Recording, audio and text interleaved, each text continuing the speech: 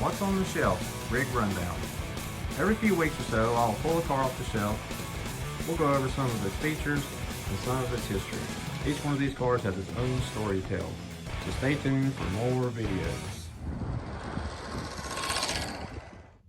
Welcome back to the channel for Rig Rundown. This is episode 4. This is the Rat Rod truck. Originally was a stamped steel Lumar toy truck from the, I believe, the early 50s. It was in pretty rough shape.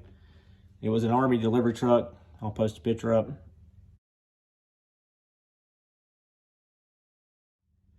It wasn't worth a lot of money in the state it was in, or it really wasn't worth restoring, so I thought I'd make something cool out of it and make it radio controlled. So we can, another little conversation piece that you can take to a car show and cruise around the parking lot. The wheels, 1.9 RC four-wheel drive, aluminum dually wheels. The tires are a Nitro TC3 RTR replacement tire. I believe you can get these same tires on Amazon. They're just a cheap touring car tire. They fit the bill because they were such low profile. I needed as small as possible to get under this body in the front.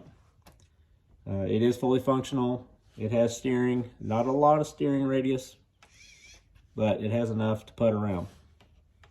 The suspension setup is a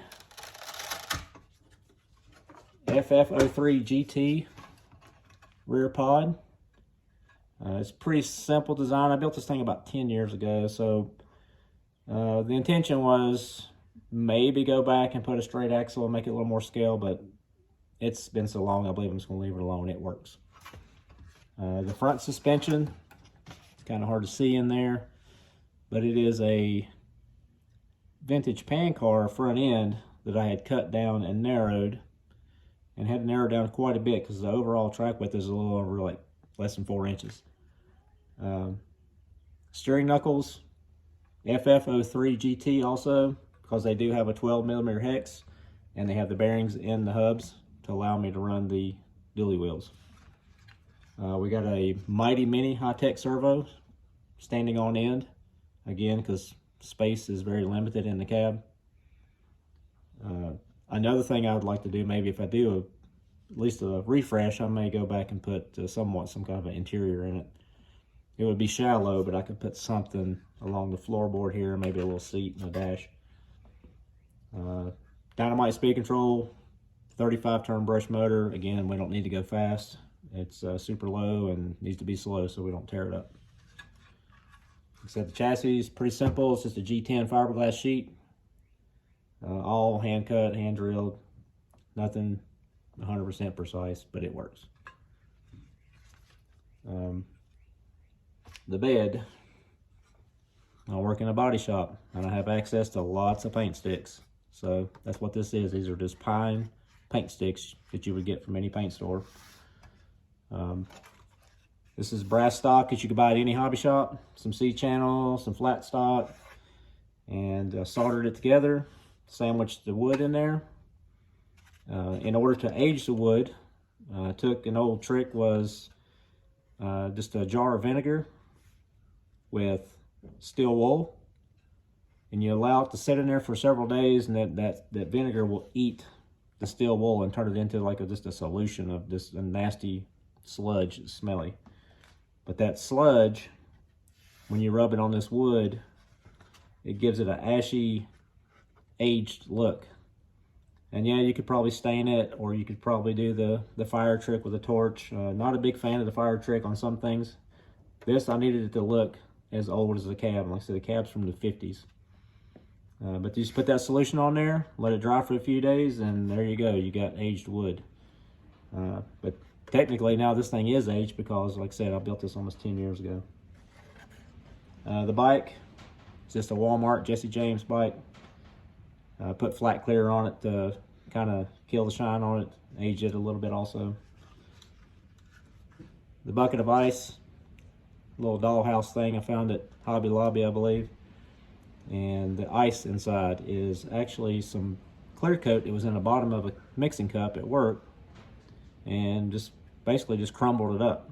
and put it in there with a little bit of CA glue to hold it in place. So we got a bucket of ice that never melts. With any rat rod, I guess you get moonshine or whiskey, so we got a fuel cell. I was going to run lines off of it to make it a little more scaly looking, but with the way you have to access to get a battery in it, it might have been a mess if I would have had the lines running. I could possibly run them in here and just hide them somewhere. Just maybe on if I do a refresh, that might happen. We might just put a little fuel nipple on here and run a little line in there just to make it look like it's running off of the bottle. There's the original 2 tires in the wheel. We got those for spares. Again, C-channel brass, and we got this one standing upright with a little slot cut in it so it'll fit over the existing or the original body or the original chassis. This thing had a duct bed that was about this long, so between the Velcro and this gravity alone sitting on that chassis and just putting around, it is perfectly fine. They don't bounce around too much. And that's pretty much the specs on the truck. Now, the other story behind this truck is that it was my first wife's uncle's toy when he was a child. When her grandmother was being moved from her home, they set this aside, and I guess they had me in mind when they seen it. That was probably, I don't know, it's going on probably almost 15 years ago when I got it. And unfortunately, my wife passed away 10 years ago, my first wife.